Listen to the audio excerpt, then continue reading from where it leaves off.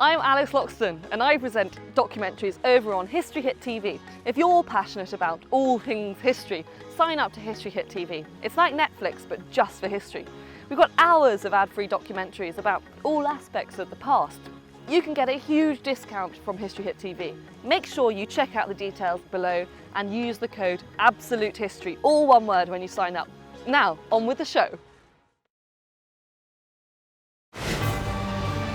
An island. Treasure. Robert Louis Stevenson's Treasure Island introduced the world to stories of pirates and buried treasure.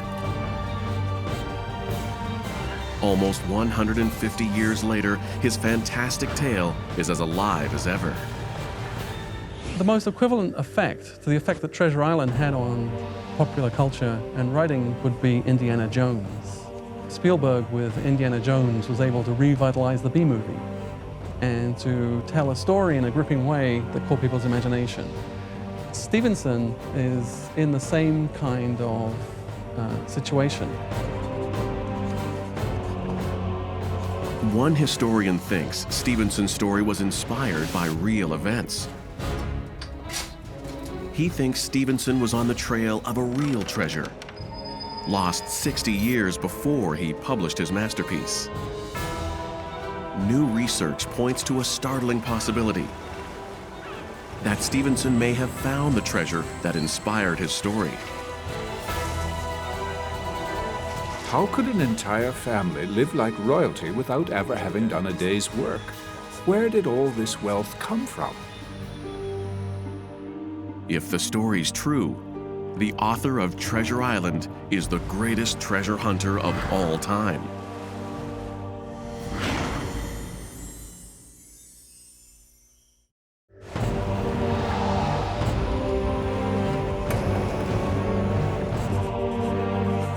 From pirates to buried gold, from walking the plank to X marks the spot. Every pirate story told today began with Robert Louis Stevenson's Treasure Island. It was the first and remains the most popular of all pirate tales. 100 million copies have sold in over 40 languages since it was first published in 1882. Martin Danahay is an expert in the works of Robert Louis Stevenson.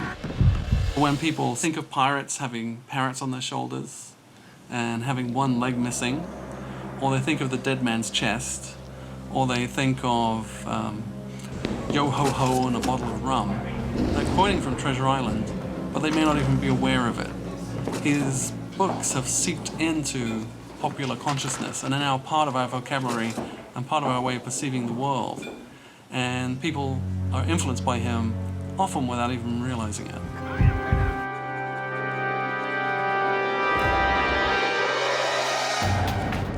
Stevenson always claimed Treasure Island was a work of fiction. But Swiss historian Alexander Kappus believes it may have been based in fact. His aim is to find out if Robert Louis Stevenson's Treasure Island was based on historical events. I wanted to clear up some of the inconsistencies I found regarding Robert Louis Stevenson. In his biographies, there appeared to be a few things that crystallized with various points in his novel. Kappus is searching for proof that Robert Louis Stevenson knew about a real treasure and real pirates. A tale of greed, deception, and murder.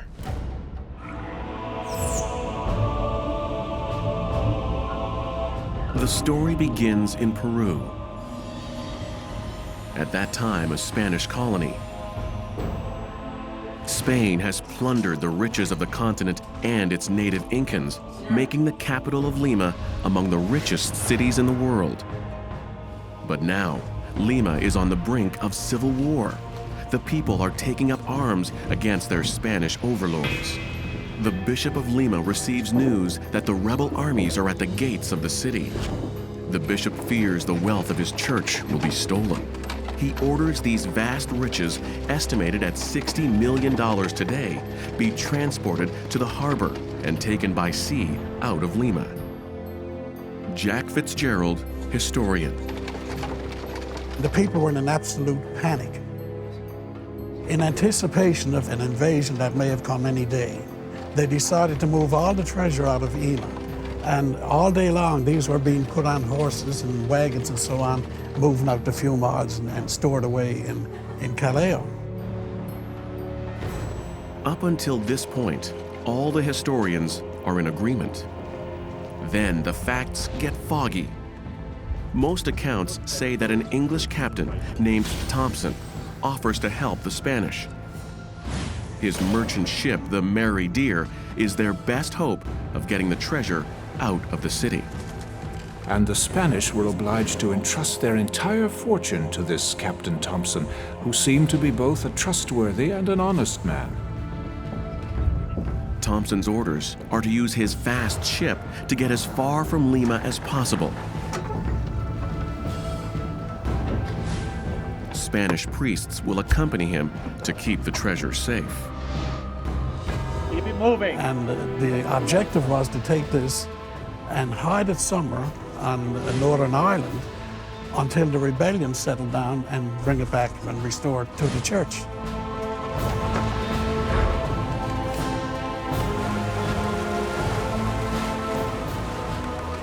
Thompson hoists anchor with the treasure on board.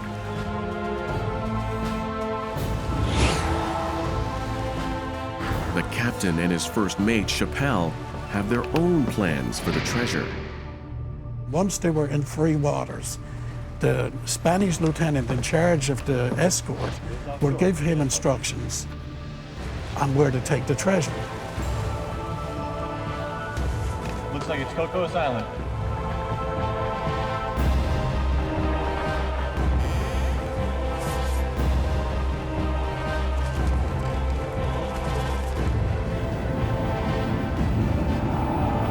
By sailing off beyond the horizon, Captain Thompson had fulfilled the first part of his mission. What happens next is where the legend of Treasure Island begins. Thompson and his crew decide to steal the treasure. Greed had turned the good captain into a pirate. When they got this fortune loaded below decks, the crew were assisting in bringing this on. And they could see all this gold going on and the gold statues and everything else. Be on your way. Weeks later, Thompson and his men reappear. Not on the Mary Dear, but in lifeboats.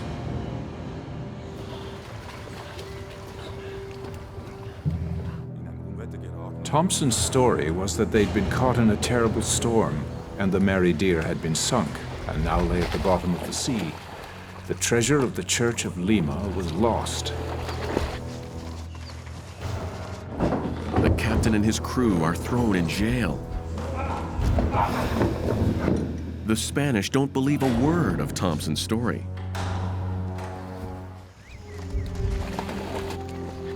Weeks earlier, the tide had washed up the body of the priest that Thompson murdered.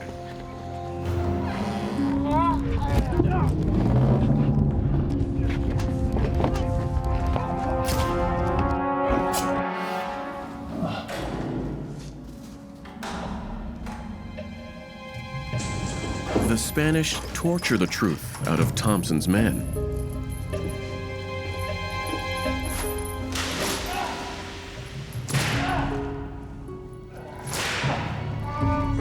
The sailors all confessed that there had been no storm and that they sank the ship themselves.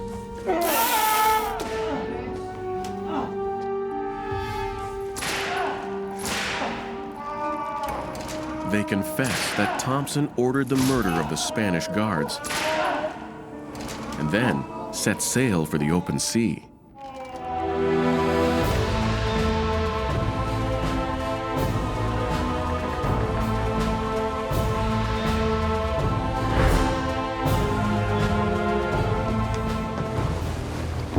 His destination a deserted island to hide the treasure. He promised his men he would divide the wealth once things blew over with the Spanish authorities. The greatest treasure of all time, worth in the region of about $60 million by today's reckoning, was packed into a small cave. Thompson's crew were counting on their pirate captain to make them rich men.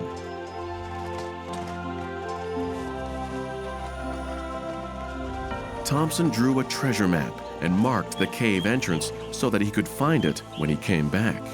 Then they decided that they would leave this. None of them would take anything out of it then for years. But they felt that this would look after them and their children for the rest of their lives. But not one of Thompson's men would ever set eyes on the treasure again. Where's the treasure? Before they died, they revealed the name of the island. Cocos Island!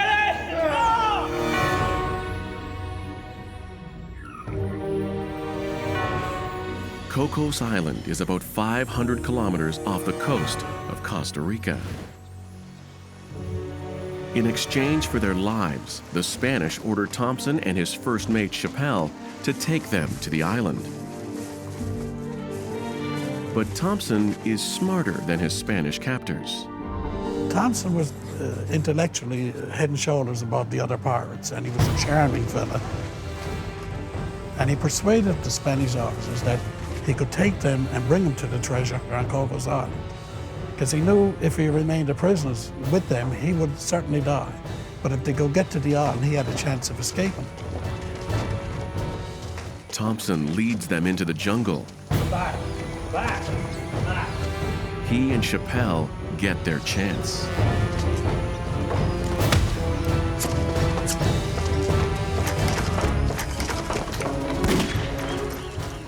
The geography of the island was a very thick jungle. They easily lost themselves there, and Thompson and Chappell hid under a falls.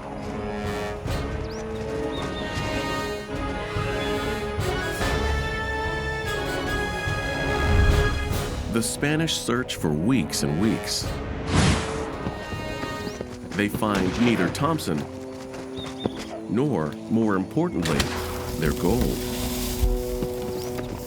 Thompson and his mate Chappell hide on the island for months before being rescued as castaways. There was a lot of whaling going on in the area, and they would come in there to pick up fresh water. And sometimes it would be months before these come in, but they managed to get on one of these ships that had come in for water. Captain Thompson goes into hiding. 2 decades later, he resurfaces in Newfoundland. And the legend of Treasure Island comes alive once more.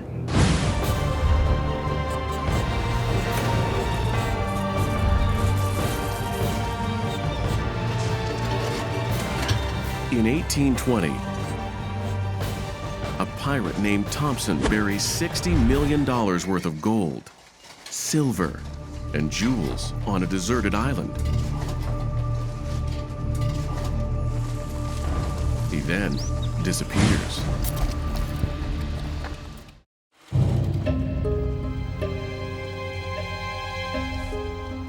It takes almost a century for an historian in Newfoundland to track him down. Jack Fitzgerald looked through old shipping records and found that the pirate Thompson lived in St. John's.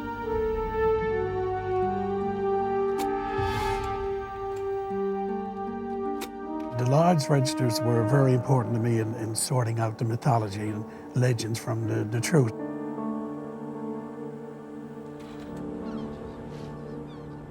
"20 years after he buried the treasure of Lima, Thompson finds his way to Newfoundland on a merchant ship.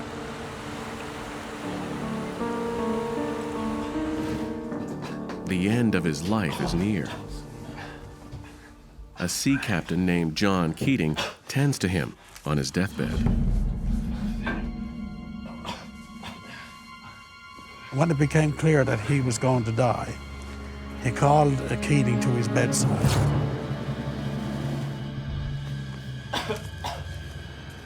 And at that time, he drew out the map, instructed Keating, and Keating there helping him, and gave him the details as to where to find the treasure.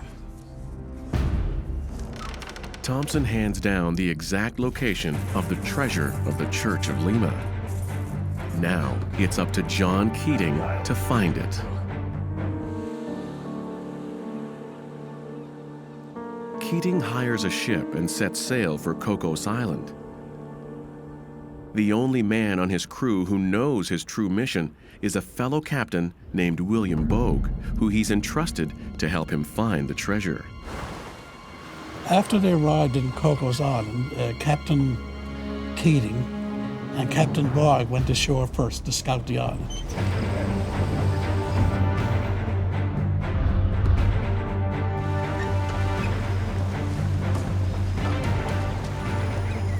Keating and Bogue land on Cocos Island with Thompson's treasure map.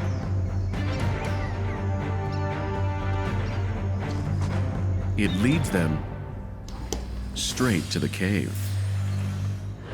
Keating was standing up against a huge stone that had blocked the cave to the treasure. And when they opened and went inside, Keating later described a spectacular glow.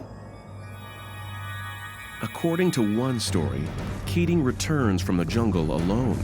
Another legend is that Bogue drowned. Whatever the case, Bogue never returns to Newfoundland. Keating takes only as much treasure as he can carry. He does not want to reveal his secret. One can only imagine the difficulty that Keating had trying not to arouse the interest of his crew. That probably explains why he only took a small portion of the treasure with him. He never became massively rich. He was just content with being rather well off. Keating returns to Newfoundland and dies there 4 decades later in 1882. After Keating, the trail to the lost treasure of Lima goes cold. Decades pass before a young Scottish writer would set the world's interest in pirates and treasure on fire.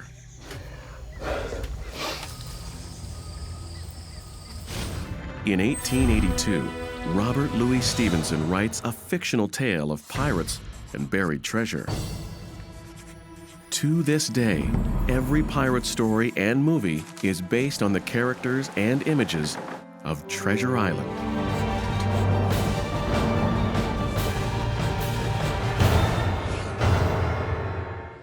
Robert Louis Stevenson's personal story does little to explain how he dreamed up the greatest pirate tale of all time.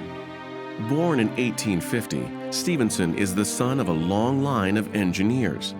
Bedridden with lung disease since youth, Stevenson abandons his father's dreams of a life in business. He wants to be a writer. The father really hoped that Stevenson would follow in his footsteps. Stevenson really from the earliest years knew he wanted to tell stories and be a writer. And there was a lot of conflict between them because of that. But he was driven, really, to write. It's really the only thing that seems to have really made him happy, was to write stories. At 29, Stevenson has yet to make a penny as a writer. He is sick, mentally unstable, and addicted to opium. Life is at a low ebb. In 1879, he was quite depressed. He hadn't felt he'd achieved what he wanted to achieve as a writer. He was in search of something, and he didn't know what it was. And to make matters worse, he's having an affair with a married, older woman. A 40-year-old American named Fanny Osborne. It was pretty much love at first sight. Fanny was 10 years older than Stevenson, but there was an immediate spark between them, and their age difference seemed to make no difference at all to their romance. So from the very beginning, Stevenson felt that he had to be with Fanny, even though he knew she was married and she had 2 children. So they had an affair, which understandably did not sit very well with her husband back in California. In 1879, Stevenson travels to San Francisco to marry Fanny. He arrives there to discover that she is not yet divorced. Stevenson is shattered. Still, Fanny becomes his muse.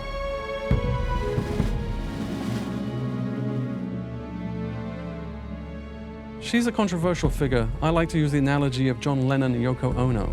As far as John Lennon was concerned, Yoko Ono was a great influence and helped his artistic endeavors. And for Stevenson, Fanny was an inspiration, a wife, and somebody who managed his life for him. He was devoted to her. Waiting for Fanny's divorce, Stevenson kills time in the bars and taverns of San Francisco Harbor, looking for ideas. Stevenson was interested in all kinds of people and in collecting stories and trying to find out about people's lives. So if he hung out in places like, the docklands around San Francisco or bad areas around San Francisco, this was consistent with his interest in what other people would consider lowlifes or disreputable characters.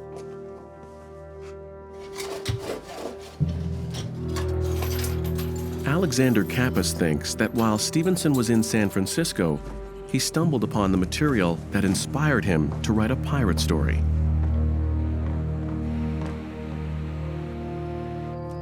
Kappas finds a clue in a San Francisco newspaper dated from exactly the time Stevenson was there.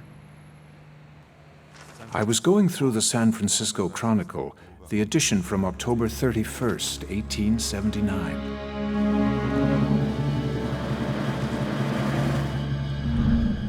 Treasure hunters search for Spanish gold on an island called Cocos Island.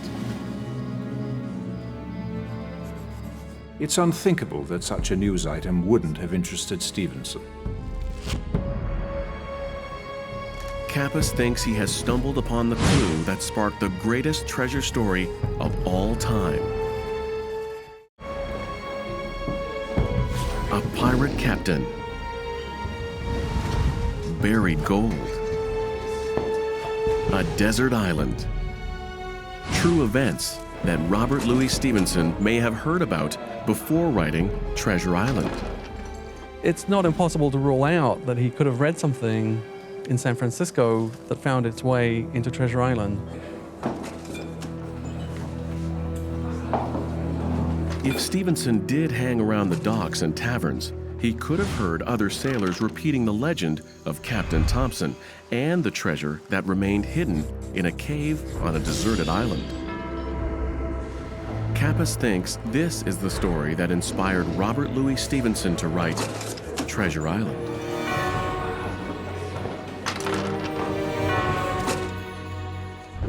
And suddenly Stevenson came up with this masterpiece of a novel, Treasure Island. I mean, something must have happened. But for his whole life, Robert Louis Stevenson claimed he dreamt up his tale of adventure on a rainy holiday in Scotland, playing with his young stepson. That's better, Father. Treasure. That's better, Father. And the story is in 1881, one day, Lloyd was drawing or looking at a map. And Stevenson looked at this map with him and started to make up stories about the map, naming the island Skeleton Island, putting on Spyglass Point, adding various details to it. And gradually from this map, the narrative of Treasure Island took shape, so that the whole story was actually generated by a map. Alexander Kappas believes the Lima story is the source of Stevenson's novel. It was a well-known legend in his lifetime. The treasure seekers Stevenson read about in 1879 were the first of hundreds to go to Cocos Island in search of pirate gold. Dozens of others followed in the century to come. All returned empty-handed. That didn't deter Reinhold Osler, who in the 1980s was captivated by Cocos and the prospect of pirate gold. I felt I just had to go down there and have a look for that treasure. As soon as I realized that the island really did exist, I was on my way. It takes Osler 7 years to raise the money for his expedition. In 1982, Osler and 4 friends set off to find the gold of Lima. Osler lives out a fantasy straight from the pages of Robert Louis Stevenson's famed book, digging for pirate treasure on a deserted island. But the pirate gold made famous in Stevenson's novel is nowhere to be found. It was simply a very hard struggle. We had to fight for every meter. The only thing that Osler finds are the traces of other dreamers.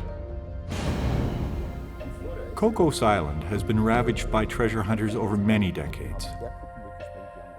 600 expeditions over the span of a century have turned Cocos Island inside out. There had been treasure hunters here that had blown away parts of the summit, and others that had dynamited whole sections of the cliff, changing the landscape entirely. Nature's also taken its toll. In that period of time, you've had volcanoes, and you've had earthquakes down there, and you had all this jungle growth. Osler and his friends are about to leave, defeated. Then, suddenly, their instruments start to beep. We got a massive reading while we were at Waver Bay. One of our metal detectors just went crazy, so we started to dig like madmen, right there. It took us days, but all we found was an old American bulldozer that had been brought in by a previous expedition.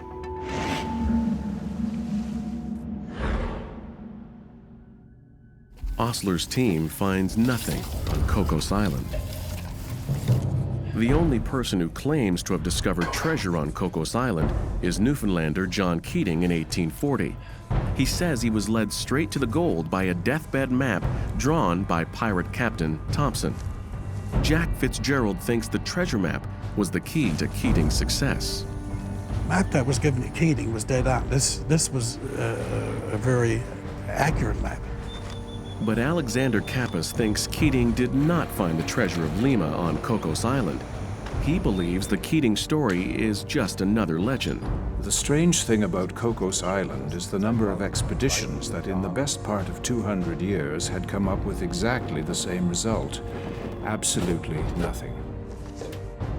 Kappas thinks he knows why all have failed to find pirates' gold. It's not there.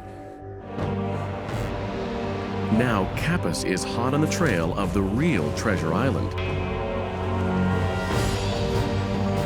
And he thinks Robert Louis Stevenson got there first.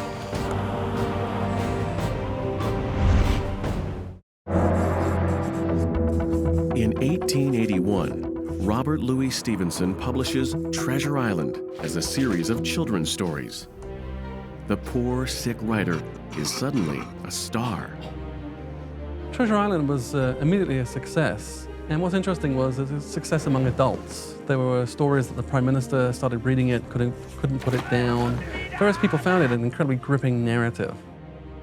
It was the perfect book at the perfect time.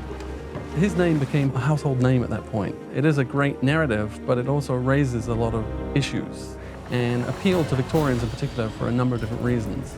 The whole idea of sailing off and making your fortune.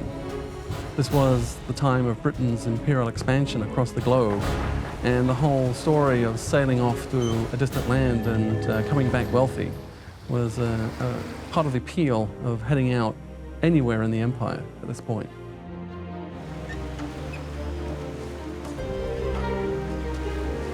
Stevenson says his book is a work of fiction. But historian Alexander Kappas thinks there is some truth behind the fantasy. And Kappas thinks the treasure hunters have been looking in the wrong direction.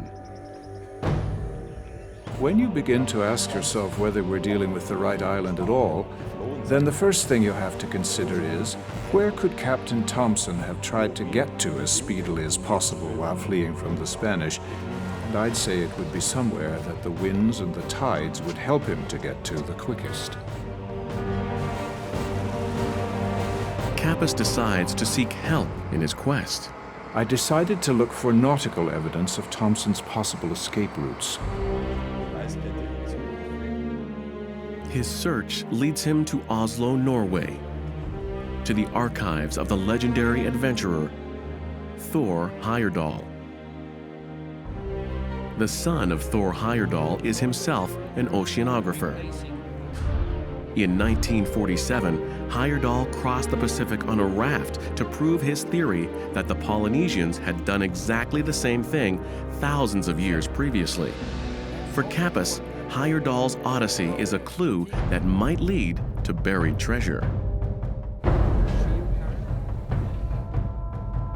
And it was precisely at this point that Thor Heyerdahl unwittingly provided me with vital evidence as he started off his famous passage across the Pacific.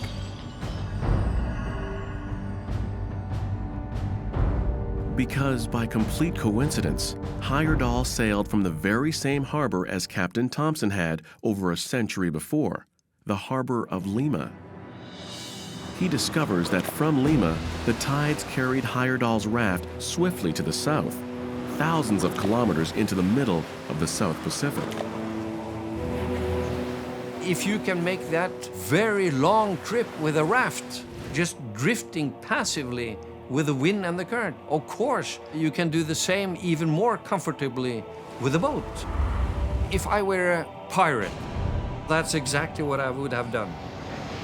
If Heyerdahl is right, Thompson set sail not for Cocos Island, but for somewhere 5,000 kilometers further away.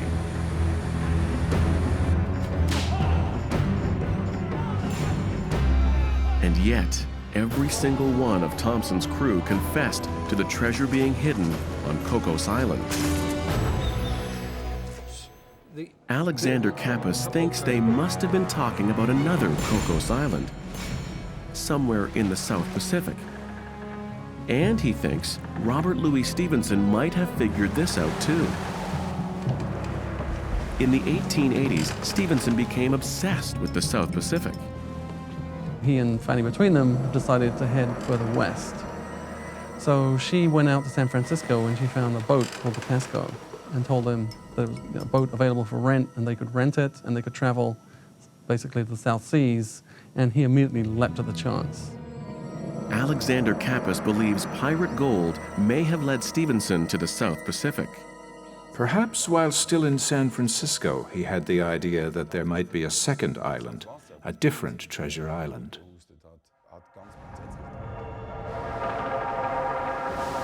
Stevenson set off for the South Pacific in July of 1888, even though he was suffering from chronic bronchitis.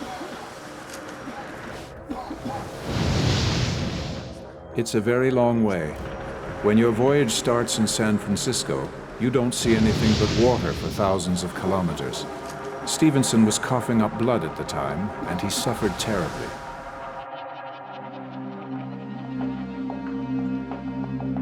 Many biographers have documented Stevenson's life, but none of them have questioned what drove such a sick man to undertake such a rigorous journey. It's a well-known fact that he was a very sick man. Oswald Bruckner is a pulmonologist in Switzerland.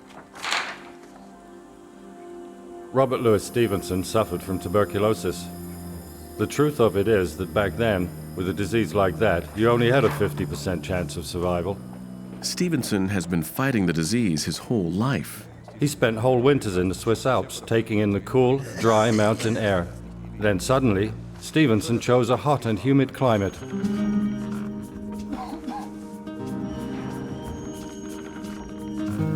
It is like poison to his lungs, a voyage that could kill him.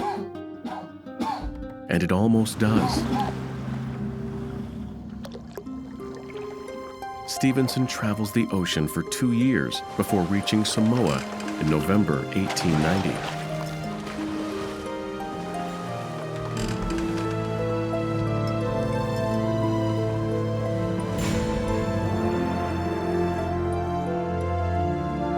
Once there, Stevenson writes to a friend that he plans to leave Samoa as quickly as he possibly can. But just a few days later, Stevenson writes in a second letter, "I'm positively overjoyed at the climate, and I fully intend to remain here." This doesn't add up for Alexander Kappas. You have to appreciate that December in Samoa is the rainy season. It gets unbearably hot and humid, and it becomes quite difficult to breathe at times. It's not a very pleasant experience. I cannot imagine that it can be anything other than a plain lie. But Martin Danahay doesn't believe Stevenson was in ill health in Samoa. Well, Stevenson in Samoa seems to have been, for him, quite healthy. He really seems to have enjoyed the climate, and he had a very settled, happy time in Samoa. He would have a routine of writing, or he would go out horse riding. He seems to have had quite an active lifestyle and seems to have been in pretty good health. So actually settling in Samoa was not a bad idea for Stevenson.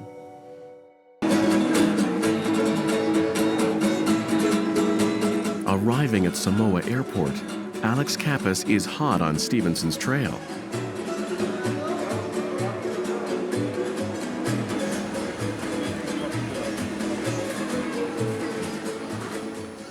Kappas believes Stevenson must have made some sort of discovery, a discovery that he was prepared to risk his life for.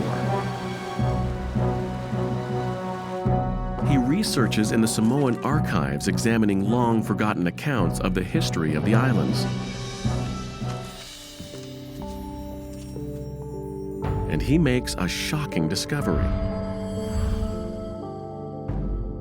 One of Samoa's adjacent islands is called Tafahi. But old Dutch maps designated the island as Cocos Island. These maps were still in use in Captain Thompson's day.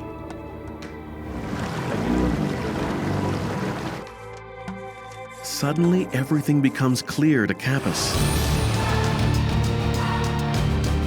The treasure of the Church of Lima. Captain Thompson's secret. Treasure Island. Cocos Island.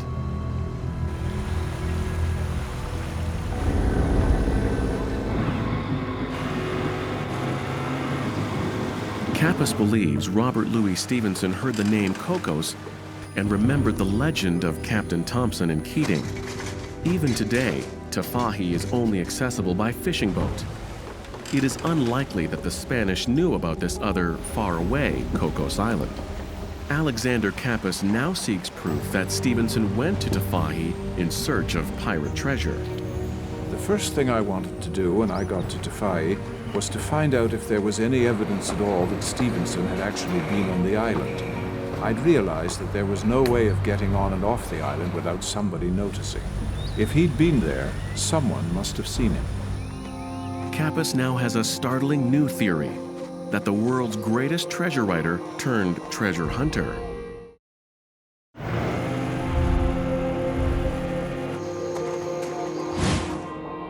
Tafahi is a tiny island with just 50 inhabitants. Historian Alexander Kappas can't imagine how a famous Scottish writer could have come here without it becoming part of local legend.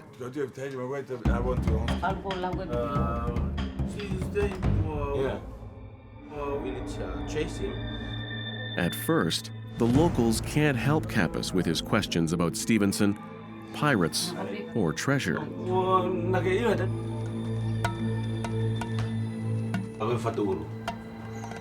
Then, a man tells Kappas of the legend of Fatulu. Fatu is like a god.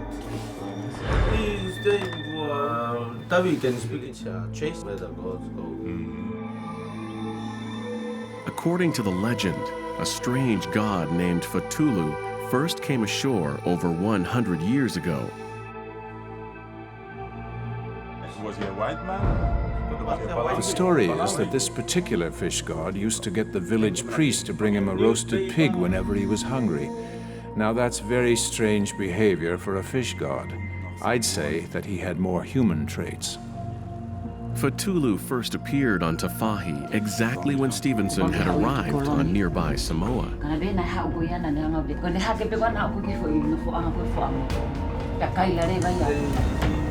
Were people afraid of the fish god? The legend said that anyone who dares trespass near Fatulu's rock would surely die.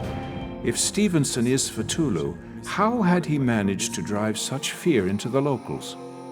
An old woman explains that when Cthulhu appeared, the skies were full of thunder and lightning. Kappas believes it was fireworks. It's a practice that was rife in the 19th century.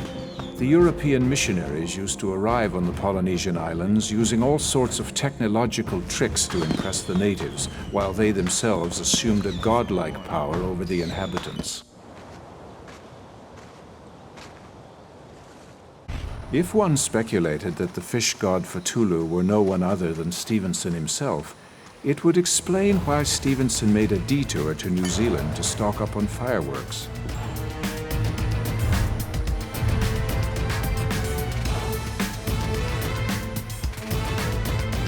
A few of the young men of the village lead Kappas to the spot where the fish god first came ashore. Kappas discovers a cave, just a stone's throw from the beach, just as Thompson described. This is an excellent cave. It's right behind the beach and set into the cliff itself, where the cliff face rises up. It's completely concealed. It wouldn't be any problem at all just to seal off the entrance with a large rock. Kappas believes that this is the cave in which pirate Captain Thompson hid the treasure of Lima, and that Treasure Island author Robert Louis Stevenson discovered it 70 years later.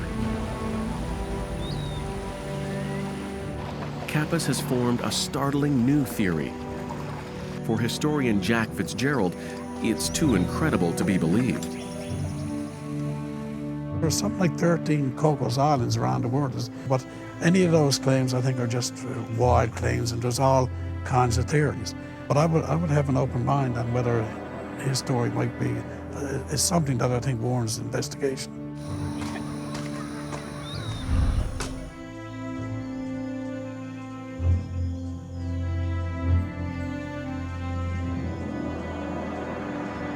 What is certain is that the once poor writer lives like a wealthy man on Samoa.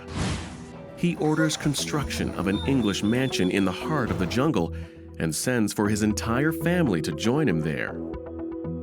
The first time I set eyes on Stevenson's house in Samoa, it rose out of the middle of the jungle like an apparition. Suddenly I was confronted with all the trappings of a civilized world. Even the very British lawn had been freshly mown. Stevenson made the modern equivalent of $300,000 annually in his peak writing years. Most historians agree he could afford to live like a king on Samoa. His books were very successful. His Treasure Island, when it struck after it was published in the United States, was translated into so many different languages.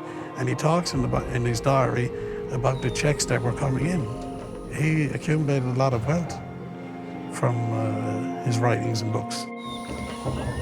But Kappas thinks Stevenson was spending much more than his earnings on Samoa.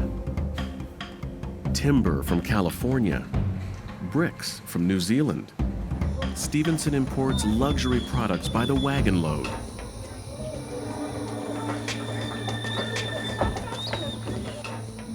Wine from France, whiskey from Scotland, and Kappas finds one last tantalizing clue. There's a massive safe in one of the rooms. It's about the size of one that you might find in a largish bank. I mean, it's much too big for the amount of money one might usually keep at home. But Stevenson doesn't have time to enjoy his fortune. 4 years after arriving on the island of Samoa, he dies there in 1894, aged 44. He and Fanny were getting ready for dinner, and he went down to get a bottle of wine, came up to her upstairs, up at the veranda, suddenly said, "Does my face look different?" Fell unconscious on the ground and died that night.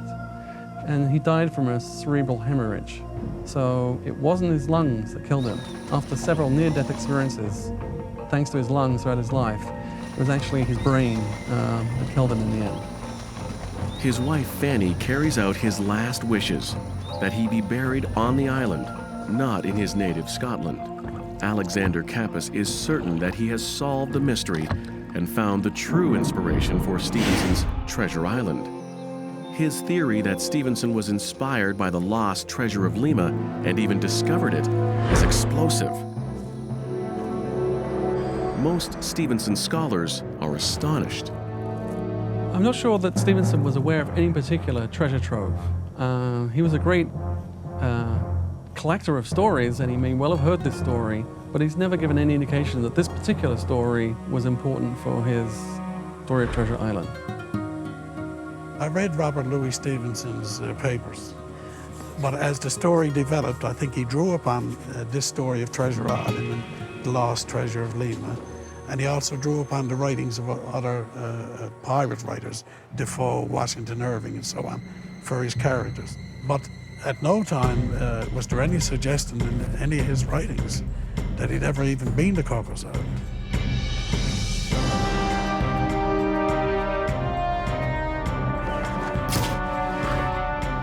Every pirate story since Treasure Island owes Robert Louis Stevenson its idea.